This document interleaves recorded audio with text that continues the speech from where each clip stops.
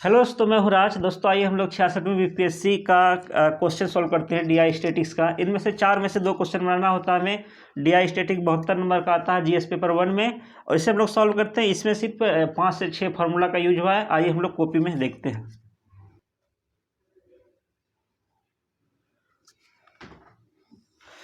दोस्तों जैसा कि आप लोग देख पा रहे हैं कि 12 नंबर क्वेश्चन है 66वीं बीपीएससी का, कि नीचे दी गई विविध सारणी विभिन्न खाद्य फसलों के लिए आवंटित भूमि बंटन एक गांव को प्रदर्शित करता है। विविध सारणी का सावधानी से अध्ययन करके नीचे दिए गए प्रश्नों का उत्तर दीजिए। देखिए क्या है, विभिन्न खाद्य फसलों के लिए क्षेत्रफल बंटन एकड़ में दिया हुआ है, यानी कि एक पाई चार्ट का क्वेश्चन है। इसमें पाई चार्ट हर चीज़ को डिग्री में दिया गया है। चावल 72 डिग्री, गेहूँ 72 डिग्री, जौ 36 डिग्री, ज्वार 18 डिग्री, बाजरा 18 डिग्री, इस प्रकार से सब कुछ दिया हुआ है।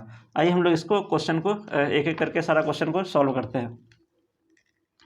जैसे देखिए पहला क्वेश्चन क्या दिया गया है। पहला क्वेश्चन है इसमें कि कौन सी 3 फसलों का समन्वय खाद्य फसलों के लिए कुल क्षेत्रफल के 50% को आवंटित करती है। देखिए इसमें एक चीज़ है, छोटा सा कॉन्सेप्ट की। देखिए कोई भी चीज़ अपने आप में 100% होता है, यानी कि अगर इसमें ये पूरा का पूरा दिया हुआ है गोल, यानी कि विविध पाई चार्ट, इसमें तो ये 360 डिग्री है, यानी कि ऐसा हम लोग कह सकते हैं। यहाँ देखते हैं कितना, 12 नंबर का क नंबर में। देखिए कोई भी चीज़ अपने आप में 100% होता है, यानी कि ये जो भी है 360 डिग्री है टोटल, भी ये भी अपने आप में क्या है, 100% है। तो अगर 100% इक्वल टू 360 डिग्री हो गया, तो देखिए हम लोग को कितना पूछ रहा है कि 50% क्षेत्र आवंटित करता है। तो 50% के लिए क्या कितना होगा, यानी 50% के लिए 180 डिग्री हो जाएगा। तो हमको देखना है कि कौन सा 3 फसलों का जोड़ 180 डिग्री आ रहा है। तो पूरा आसान ही है। देखिए इसमें अगर हम अगर इधर से हम लोग ले, अन्य को हम लोग नहीं ले सकते, क्योंकि अन्य यहाँ फसल नहीं है। अगर इधर से हम लोग मक्का, बाजरा, ज्वार, जौ ये सब भी ले तो नहीं होगा, क्योंकि 180 डिग्री का मतलब क्या हुआ कि ऐसे सीधा लाइन होना चाहिए, मतलब कि आधा आधी क्षेत्रफल होना चाहिए। तो एक अंदाज़ा बनता है कि इधर से ऐसे हो सकता है। तो इसलिए हम लोग सबसे पहले चावल लेते हैं, फिर गेहूँ लेते हैं। चावल प्लस गेहूँ प्लस जौ। हम लोग को सिर्फ एक ही पे नहीं रुकना है, आगे भी ट्राई करना है, क्या पता किसी और में भी आ जाए, किसी और को जोड़ने से भी आ जाए। तो इसलिए हम लोग आगे भी जाएंगे कि जैसे कि चावल प्लस गेहूँ प्लस जौ के बाद क्या है, ज्वार है। उसके बाद फिर से चावल प्लस गेहूँ, चावल प्लस गेहूँ प्लस ज्वार के बाद क्या है, बाजरा है। फिर से वही चावल प्लस गेहूँ, बाजरा के बाद मक्का है। चावल का कितना है, 72 डिग्री है, और फिर गेहूं का भी 72 डिग्री है। ये चावल गेहूं सब में है, तो सबसे पहले इसको लिख देते हैं 72 72 72 प्लस 72 72 प्लस 72। अच्छा फिर से यहाँ पे ऐड करना है। जौ का कितना है, जौ का 36 डिग्री है, और ज्वार का 18 डिग्री है, और फिर बाजरा का 18 डिग्री है, और फिर मक्का का 45 डिग्री है। तो अब सबको हमको जोड़ के देखना है। देखिए इसको एक एग्जाम में कैलकुलेटर अलाउ है, आप कैलकुलेटर ले जा सकते हैं। कैलकुलेटर से ही वहाँ पे हम लोग को ऐड करना है, लेकिन ये साइंटिफिक कैलकुलेटर है, इसको यूज नहीं किया जाता एग्जाम में, अलाउड नहीं है। ये सिंपल कैलकुलेटर आता है 100 रुपया में, उससे हम लोग परचेज कर सकते हैं। मेरे पास ये ग्रेजुएशन में मैथ में यूज हुआ था, तो मेरे पास था ये। देखिए 72 degree plus 72 degree plus 36 degree equal to कितना हुआ, 180 डिग्री। तो देखिए पहला ही मेरा आंसर आ रहा, लेकिन आगे भी हम लोग चेक करेंगे, क्या पता कि कोई और भी आंसर आ जाए। तो 72 हुआ प्लस 18 डिग्री, और कितना हुआ, 162 डिग्री हो गया। उसके बाद फिर से देखिए 72 प्लस अच्छा 18 डिग्री है ही यहाँ पे, सेम ही 162 हो गया। 72 प्लस 45 डिग्री कितना हो गया, ये 189 हो गया। तो हम लोग यहाँ पे एक लाइन लिख सकते हैं यहाँ पे कि अतः चावल गेहूं और जौ का समन्वय 180 डिग्री समन्वय कुल क्षेत्रफल का 50% क्षेत्र को आवंटित करता है। तो आप लिख दीजिएगा यहाँ पे, हम इसको छोड़ रहे हैं। आइए अब अगला क्वेश्चन सॉल्व करते हैं इसी का ख नंबर को। देखिए ख नंबर आप लोग देख पा रहे हैं क्या है कि यदि ज्वार के लिए कुल आवंटित क्षेत्र 1.5 मिलियन एकड़ हो, तो चावल की फसल के लिए कितना क्षेत्र मिलियन एकड़ में था। देखिए इसमें दिया हुआ है कि ज्वार के लिए कुल आवंटित क्षेत्र कितना दिया हुआ है, 1.5 मिलियन एकड़ में दिया हुआ है। तो चावल के लिए निकालना, देखिए अगर ज्वार के लिए दिया हुआ है, देखिए ज्वार का जितना एंगल है, अगर 18 डिग्री इक्वल टू 18 डिग्री में ही अगर 1.5 मिलियन एकड़ है, उसके बाद 360 से 1 डिग्री का निकाल करके 360 से गुना कर देंगे, और फिर जितना चावल का जितना आ रहा है उस चावल का हिस्सा निकाल लेंगे। यहाँ देखिए एक छोटा सा फॉर्मूला यूज हुआ है, आइए इसको हम लोग एक एक करके इसको सॉल्व करते हैं। देखिए सबसे पहले हम लोग नंबर है, सबसे पहले लिख लेते हैं क्या दिया हुआ है, क्या है, ज्वार का आवंटित क्षेत्रफल इक्वल टू कितना, 1.5 मिलियन एकड़ है। उसके बाद देखिए ज्वार के लिए केंद्रीय कोण कितना दिया हुआ है, ज्वार के लिए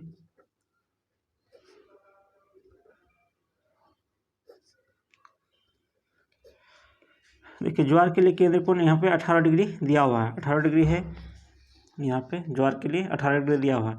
अब देखिए अगर अर्थात ये क्या हुआ कि 18 डिग्री ही हमारा 18 डिग्री अर्थात 18 डिग्री इक्वल टू कितना, 1.5 मिलियन एकड़ है, मिलियन है एकड़ है, तो इसको लिख देना है, हम छोड़ रहे हैं।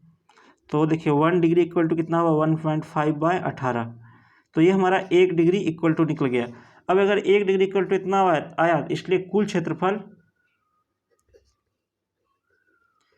क्षेत्रफल यानी कि 360 डिग्री इक्वल टू कितना हो जाएगा, 360 डिग्री गुना 1.5/18। देखिए इसको भी हम लोग को कैलकुलेटर से गुना करना है तुरंत। देखिए सबसे पहले गुना करते हैं, अच्छा यहाँ से कट रहा है, 18 दूना 36, 20, तो 20 गुना 15, तो सीधे सीधा आ रहा 20 गुना 1.5 कितना रहा, 30 आ रहा है। ये हो गया हमारा 30 मिलियन एकड़, तो ये हमारा आंसर। अच्छा और कुछ पूछ रहा है इसमें, अच्छा ये हमारा कुल टोटल निकला है, टोटल। अब देखिए पूछ रहा है कि चावल की फसल के लिए कितना एकड़ है, तो देखिए चावल के लिए पूछ रहा है, तो सबसे पहले चावल का केंद्रीय कोण निकालते हैं। केंद्र कोण निकालते नहीं, केंद्र कोण दिया हुआ है चावल के लिए, केंद्रीय कोण चावल के लिए केंद्रीय कोण कितना है, देखिए यहाँ पे 72 डिग्री दिया हुआ है, तो हम यहाँ पे लिख दिए इसको, 72 डिग्री हो गया। उसके बाद देखिए क्या है कि किसी भी क्षेत्र का हिस्सा के लिए एक छोटा सा फॉर्मूला होता है। देखिए चावल का क्षेत्रफल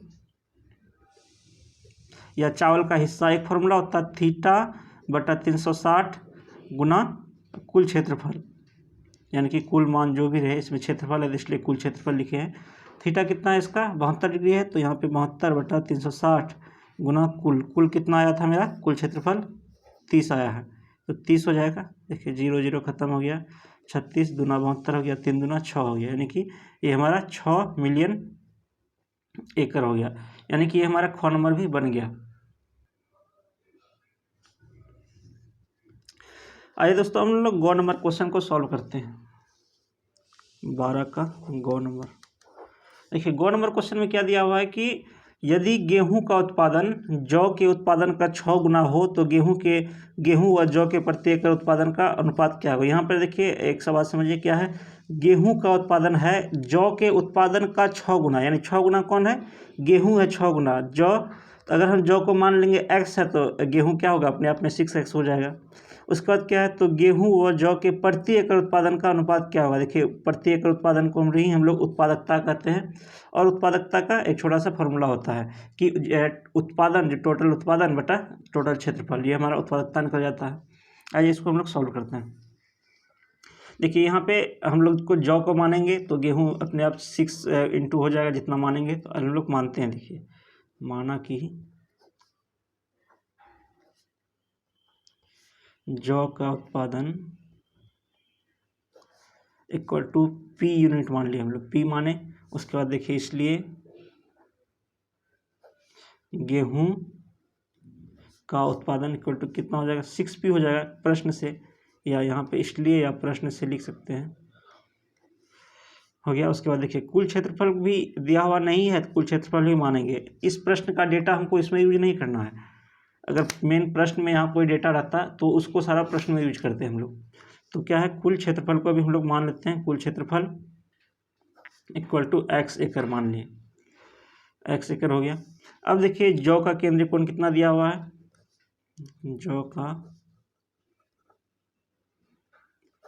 जौ का केंद्रीय कोण इक्वल टू 36 डिग्री दिया हुआ।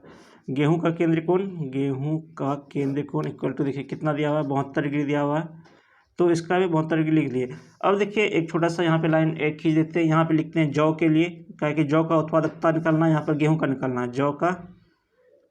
जौ के लिए लिख दीजिए यहाँ पे गेहूं के लिए।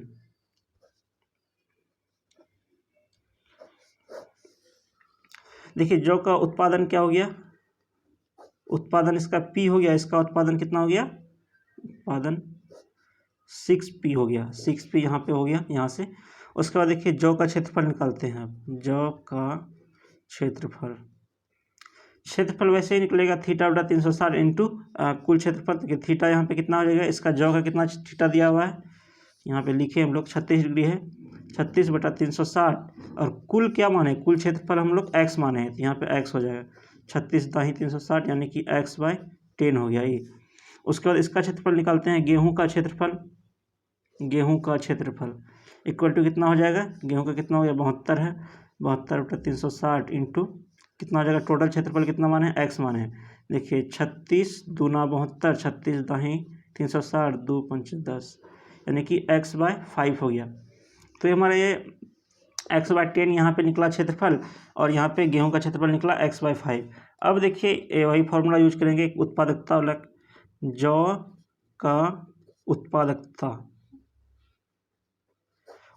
का फॉर्मूला होता है कि कुल उत्पादन बटा कुल क्षेत्रफल। सेम चीज़ यहाँ पर भी लिख दीजिएगा आप लोग, इसलिए गेहूं का उत्पादकता हम छोड़ दें, क्योंकि एक करके लिखेंगे तो वीडियो काफ़ी लंबा हो जाएगा, इसको आप लोग खुद लिख लीजिएगा। तो है क्या, अब देखिए उत्पादन कितना निकला इसका, यहाँ पे देखिए उत्पादन P है, तो उत्पादन को P लिख दिए, लाइन ड्रॉ कर दिए। उसके बाद क्या, क्षेत्रफल, देखिए क्षेत्रफल कितना निकला है, x/10 हो गया यहाँ पे। अब देखिए x/10 हो गया, और देखिए 10 ऊपर चले जाएगा आप, यानी कि 10P/x हो गया, इसको हम लोग इक्वेशन 1 मान लेते हैं। अब देखिए गेहूं के लिए सेम होगा, गेहूं के लिए वही होगा उत्पादन बटा क्षेत्रफल, आप लोग लिख लीजिएगा। उत्पादन देखिए इसका कितना है, उत्पादन भी यहाँ इसका कितना है, उत्पादन 6P है, 6P हो गया उत्पादन। उसके बाद क्षेत्रफल कितना है इसका, x/5। देखिए ये फिर ऊपर में जाके गुना हो जाता है, तो 6 पंजा 30, 30P/x हो गया, 30P/x हो गया, इसको इक्वेशन 2 मान लीजिए। अब देखिए समीकरण अभिष्ट अनुपात पूछ रहा है, तो लिखिए यहाँ पे समीकरण 1 और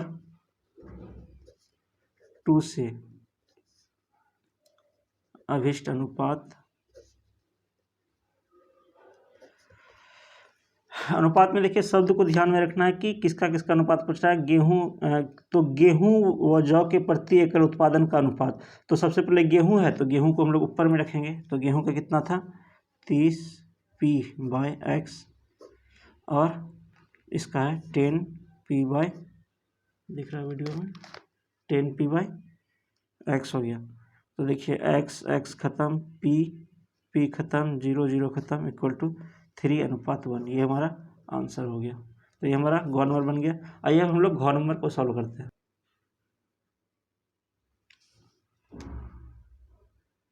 आइए दोस्तों हम लोग घ नंबर प्रश्न को देखते हल करते हैं। देखिए घ नंबर प्रश्न में क्या है,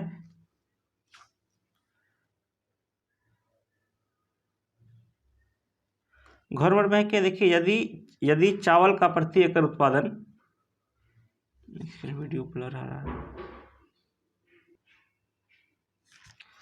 देखिए घ नंबर में क्या है कि यदि चावल का प्रति एकड़ उत्पादन जौ के प्रति एकड़ उत्पादन से 50% अधिक है, 50% अधिक है, यानी कि यदि चावल का प्रति एकड़ उत्पादन 100 है, अगर 100 है, तो जौ का प्रति एकड़ उत्पादन कितना है, उत्पादन से 50% अधिक है, यानी कि अगर जौ का 100 है तो चावल का 150 हो जाएगा, कहीं 50% अधिक है। तो जौ का कुल उत्पादन चावल के कुल उत्पादन का कितना प्रतिशत था, देखिए दोनों का कुल उत्पादन निकाल लेंगे, उसके बाद फिर चावल के कुल उत्पादन का कितना प्रतिशत था, तो देखिए जौ का उत्पादन बटा चावल का उत्पादन गुना 100 कर देंगे। आइए इसको सॉल्व करते हैं। देखिए घ नंबर है, सबसे पहले देखिए यहाँ पे दिया हुआ नहीं है, तो जौ का उत्पादन मान लेते हैं, जितना होगा उससे 50% अधिक होगा चावल का उत्पादन। तो देखिए यहाँ पे माना कि जौ का देखिए यहाँ पे प्रति एकड़ उत्पादन है, प्रति एकड़ उत्पादन को ही हम लोग उत्पादकता कहते हैं। यहाँ पे प्रति एकड़ उत्पादन भी लिख सकते हैं आप लोग और उत्पादकता भी लिख सकते हैं। कितना हो जाएगा, P हो गया। तो सेम वैसे ही तो चावल का प्रति एकड़ उत्पादन कितना हो जाएगा, P का 150%, यानी कि अगर यहाँ पे हम लोग 100% मानते तो इससे 50% ज़्यादा हो जाता। कोई भी चीज़ अपने आप में 100% होता है, तो 100% P अगर यहाँ पे 100% है तो ये इससे 50% ज़्यादा हो जाएगा, यानी 150% हो जाएगा। इसलिए डायरेक्ट इसको 150% लिखे, यानी कि इसको ऐसे भी लिख सकते हैं, P गुना 150,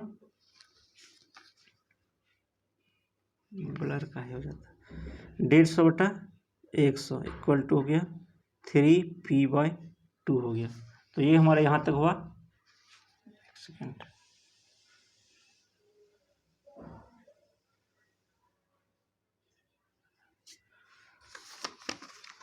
तो हाँ सही हो गया।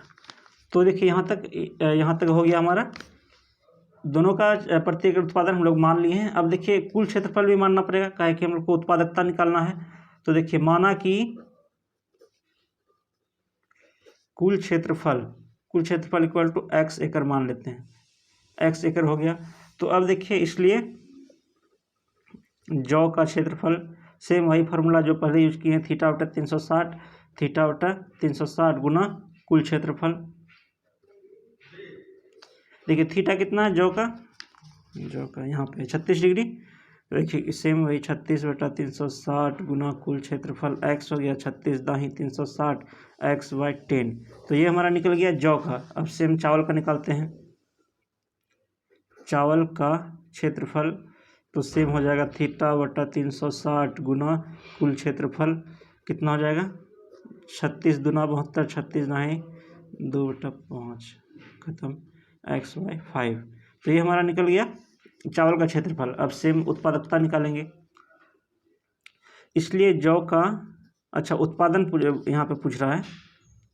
तो जौ का उत्पादन देखिए वही फॉर्मूला है। अगर देखिए हम लोग यहाँ पे निकाले क्या थे, पहले क्या था कि क्षेत्रफल निकालते थे। क्षेत्रफल इक्वल टू क्या होता था कि उत्पादकता क्षेत्रफल। जैसे यहाँ पे हम लोग उत्पादकता निकालते थे, क्या था, उत्पादन बटा क्षेत्रफल। तो सेम यहाँ पे क्या करेंगे हम लोग को उत्पादन निकालना है, तो उत्पादन को रहने देते हैं, क्षेत्रफल को इधर गुना कर देते हैं, यानी कि क्षेत्रफल गुना उत्पादकता। तो ये फार्मूला, इसी फार्मूला से निकला ये फार्मूला, क्षेत्रफल गुना उत्पादकता हो गया। अब देखिए क्षेत्रफल कितना है हमारा, क्षेत्रफल जौ का यहाँ पे है x/10, जौ का हो गया x/10 गुना p हो गया उत्पादकता, तो यानी कि xp/10 हो गया। तो ये हमारा जौ का निकल गया xp/10। अब देखिए चावल का उत्पादन इक्वल टू, देखिए वही हो जाएगा, क्षेत्रफल कितना है इसका x/5 गुना उत्पादकता कितना है 3p/, यानी कि प्रति एकड़ उत्पादन को ही हम लोग उत्पादकता कहते हैं, उत्पादकता। तो इसमें कंफ्यूज नहीं होना, 3p/2 हो गया। अब देखिए गुना कर दीजिए 3px/5 दूनी 10 हो गया यहाँ पे।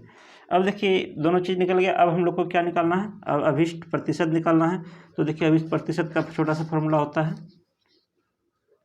अभिष्ट प्रतिशत का फॉर्मूला होता है कि जिसका पूछ रहा है तो उसको ऊपर रहेगा, जिसमें पूछ रहा प्रतिशत वो नीचे रहेगा। जैसे कि यहाँ पे क्या था, तो जौ का कुल उत्पादन चावल के कुल उत्पादन का, तो चावल के कुल उत्पादन का कितना % है, तो चावल का नीचे हो जाएगा और जौ का ऊपर हो जाएगा। देखिए जौ का कितना हो जाएगा xp/10 और इसका 3px/10 गुना 100।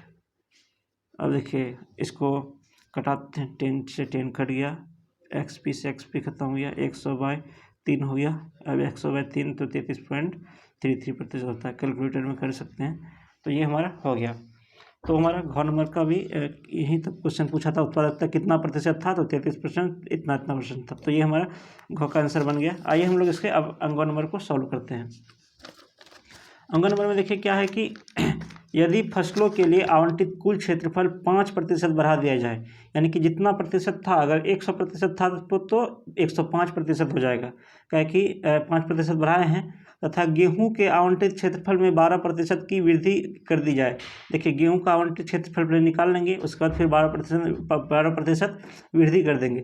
तो नई वृत्त सारणी में गेहूं के लिए कितने अंश का कोण बनेगा, तब जो 12% जो वृद्धि कर देंगे उसके बाद फिर से इसका एंगल निकालेंगे कि कितना एंगल इसका बनता है। तो आइए इसको हम लोग सॉल्व करते हैं।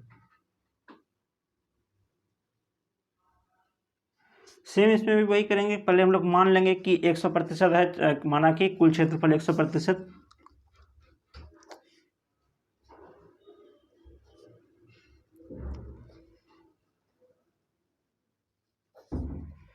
एक 100% हो गया, तो प्रश्न से 5% बढ़ाने पर, प्रश्न से 5% क्षेत्रफल बढ़ाने पर आप लोग लिख लीजिएगा 105% हो गया। अब देखिए गेहूं के लिए देखते हैं, गेहूं के लिए कहे कि 12% बढ़ाया जा रहा है, तो गेहूं के लिए लिख दिए यहाँ पर। उसके बाद देखिए आगे आते हैं, तो गेहूं का केंद्रीय कोण कितना है जो प्रश्न में दिया हुआ है, इक्वल टू 72 डिग्री हो गया। कुल केंद्रीय कोण कितना हो जाएगा, कुल केंद्रीय कोण 360 डिग्री होता है, क्या कि ये पूरा का पूरा एंगल जोड़ेंगे तो हमारा 360 डिग्री ही होगा, 360 डिग्री। इसलिए देखिए गेहूं का वही पहले वाला फॉर्मूला, गेहूं का क्षेत्रफल निकाल लेंगे हम लोग, तो 72/360 गुना कुल कितना माने यहाँ पर, कुल क्षेत्रफल 100 है यहाँ पे, पहले वाला 100 हो गया, यानी कि कटाएंगे कितना हो जाएगा, 0 0 खत्म, 36 दूना 72 हो गया, 10 दूना 20, तो ये हमारा 20 निकल गया यहाँ पर। कुल क्षेत्रफल 20 जो भी है एकड़ उकर में है तो 20 एकड़ हो जाएगा। उसके बाद के प्रश्न से क्या है, 12% वृद्धि करने पर अब गेहूं का क्षेत्रफल,